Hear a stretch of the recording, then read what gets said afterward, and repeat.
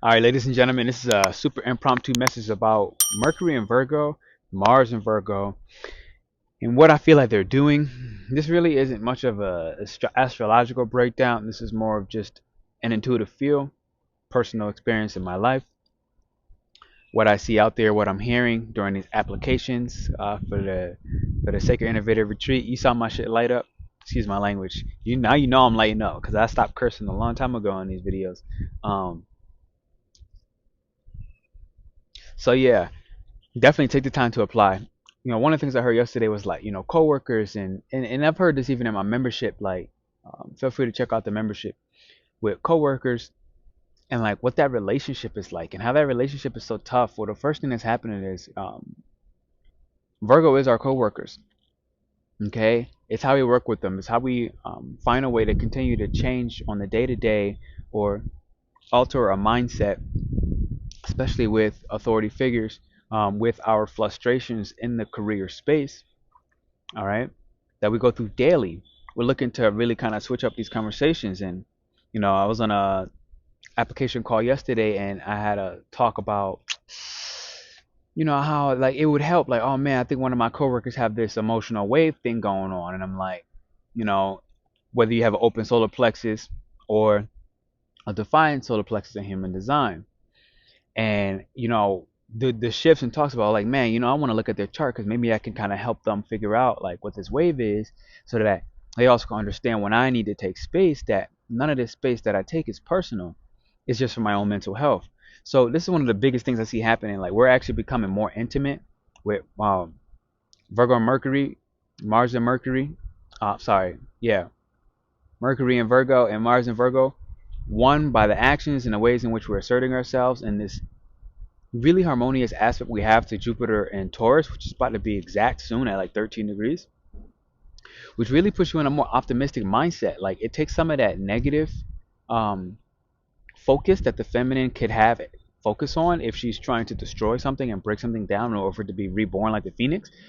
And then there's that other side of her being like really compassionate and understanding and like, you know, more than willing to be receptive and to listen. And so with this Mercury in opposition to Saturn currently in Pisces, we're just feeling a little more sensitive. We're having this thing where like in our subconscious mind we're trying to actually learn how to tribe a little bit better. We're trying to learn how to communicate with discernment, and discernment also means like recognizing like, where am I being too aggressive? Where have I been too aggressive with that Leo energy that just passed, where I kind of overexerted the docket, where I needed this to gain up my sense of self and my pride and my ego, because I've been kind of really slacking and slipping on that. But maybe I pushed a little bit too far. So now the sun is at about 8 degrees in Leo, and it's shining light on these unconscious desires, as well as these manipulations, as well as like how we look to, put too much focus on what other people are thinking, how either they may or may not be praising us. And really, we're just kind of overthinking that. We're like getting too deep into that. And I feel like our mind, the sun sign, now that this emotional wave has kind of finished, which was between gate 40 and 37, and it's been there for a little while. Saturn shifted out, okay, went to gate 55. um, Gate 40 was there, was just Virgo, and it shifted out, and it'll come back, but for now it's gone. So this wave is gone. So that wave, anytime we go through a collective wave in the collective unconscious, what's happening is this happening in the astro. A lot of this happening in the astro. It's happening in the dream space. And if you're doing dream work right now, if you're writing your dreams down, I just did mine. You're gonna really realize a lot about what's happening in the collective, and you're gonna realize a lot about what's happening with you and your personal role in the collective, and how you're craving intimacy, honesty, and transparency. But are you giving that transparency? Are you being open and forward? Are you being honest or dishonest? Right? Um, are you using your imagination? Are you allowing yourself to be illuminated, or are you staying stuck? Okay, criticizing either yourself or others. Are you staying stuck in the guilt and the shame of past decisions, of how you think people are perceiving you versus how it's just you perceiving yourself? We have a chance right now, and I'm getting this message of it's time to focus on not just judging, which I don't see as a bad thing. Judgment is a positive thing. It's the basis for discernment. And actuality is actually, awareness is the basis for discernment. And through awareness, okay, a Virgo skill who has the ability to just become aware of something, okay, in real life, in real time, and then make a judgment about that. That judgment is not good or bad. It just is a judgment. When it starts to turn toxic is when it becomes a criticism, when it becomes a you should do this or I should do this. And I heard this yesterday on one of my calls, and it's like I didn't even announce it, but I heard I should do this. I should be eating like this. I should be, prepared for this. I should be, and it's like uh, I didn't address it because it wasn't the time, it wasn't the place, but it's here for me now. Like what we should do is non-existent. Okay, it's literally some mental construct, um, and we don't need to cage ourselves anymore. We don't need to, fall into the guilt and the shame of, what we wish happened differently. Instead of wishing it happened differently at this point, it's like realize what happened, and it was a preparation. Okay, it was a preparation. This is what Virgo does. Virgo prepares us. It gets all the small, tiny details and says, "Hey, look at this, and look at this very clearly."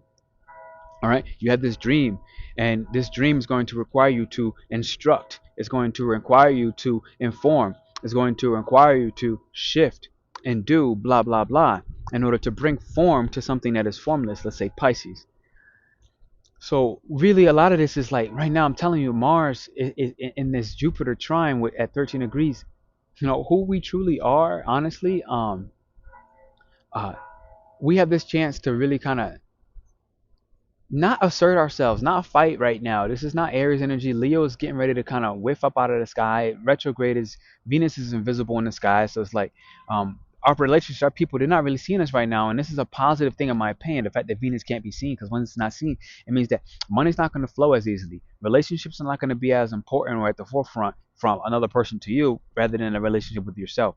All of this starting to go internal. We're all starting to look with a light, a big ass flashlight, which is the sun, at our deep unconscious behaviors and patterns right now. And Mars or Virgo energy has the ability to cut through Mars and Virgo, as well as what our mind is catching up with what is happening, what's being shifted, what's being annihilated out of our mental patterns, the dark mental patterns, and how is that making space for a more optimistic and positive future. This is the kind of stuff that people are going to start to really believe and think that you know that you're being that you're lucky, and it's like, no, it's your optimistic mindset right now that's actually allowing this fresh identity within you to solidify, to actually come down into earth, because this is Virgo and Taurus, to actually come into earth. But in order to do that, it's asking us to really do some fault finding in our dreams.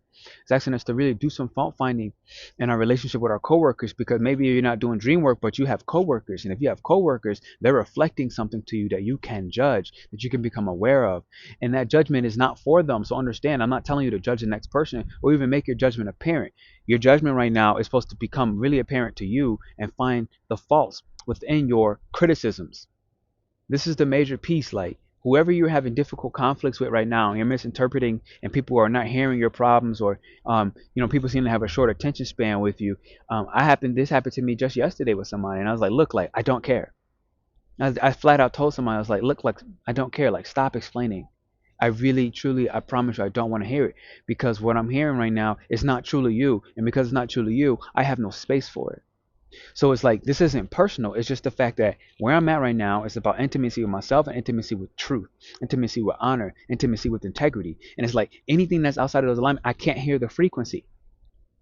I've been telling people I can't talk to you right now. Like, I need to take a little extra space, simply because I recognize you're not being full integrity right now. And when that happens, I know we're going to link. Like, you my main person. You're the main person in my life that I care about. And because of that, I'm going to be real with you. I'm be super transparent and be like, look, you messing up right now. But it's not my fault. It's not my job to criticize that or even to judge it. It's my job to judge myself, to become aware of what I feel within myself right now. Of, I don't want to align with this frequency, and right now I have a very optimistic mindset. I'm very clear right now. I'm pretty much on point right now. And because of that, in my own life, realizing that and just accepting that with the optimistic behavior, that I'm on fire. I'm on fire in a very calm way, where I'm not fighting. I'm not trying to make my point.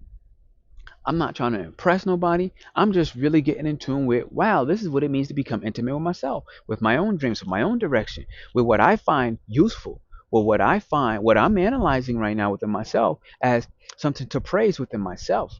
This is where Venus being invisible right now while Leo is in retrograde. So, all of this, understand, none of this stuff is personal. Like, it never has been. But understand as well that people are going to miscommunicate your switch up of your behaviors, because how you're behaving is more internal, it's more receptive to what I need, who we need to be at a deep personal level that brings personal satisfaction with the North Node and Aries, which is the quincunx relationships that are going to happen very soon as Virgo gets to about, 29 degrees, maybe 27 degrees, 26 degrees. We're going to have this misunderstanding with like, damn, like what does it take to really be myself? What does it take to really experience personal satisfaction, to do something for me? And what you're going to realize what it takes is it's going to take you to cut some nonsense out of your life. Blocking your wealth, blocking your abundance. So think about Virgo as everything about what do I need to get rid of? What faults am I finding? How can my coworkers reflect this relationship? How can I take more time and do some writing, because writing is a Virgo skill, a Mercurial skill, a Hermes skill, and through that I will now be able to exchange goods from the etheric space or the astral realms and bring those astral dreams and realities and abundance into real life, into here, into this realm, to the physical world. Now, the best chance you have to do that is when this opposition, Mercury opposing Saturn in Pisces, which is the dreams. 111 on screen. That's it. I'm out of here. Apply to the retreat. I'll see you soon. Applications are rolling. Um, Somehow I'm miraculously keeping up with my life. I don't even know how, because it's buck wild. But this is what Virgo needs. Virgo needs a bunch of chaos, and it wants to organize all that chaos. So the more chaos, the better. Virgo's like, look, I'm the fastest. Okay, my Mercury in Virgo, I'm exalted here. I am so rapid with this. I need a lot of stuff. And if you don't have enough chaos in your life to organize, then it actually could be more detrimental. So really try to think about, what's the chaos in my life? What could I spend time organizing? That's very chaotic. And then bring it to fruition. Okay, this is the harvest right now. By the time we get to the retreat in September, this is when you really shine through intimately with your pure heart, very transparent, and that's going to be an unf-wittable frequency. Love.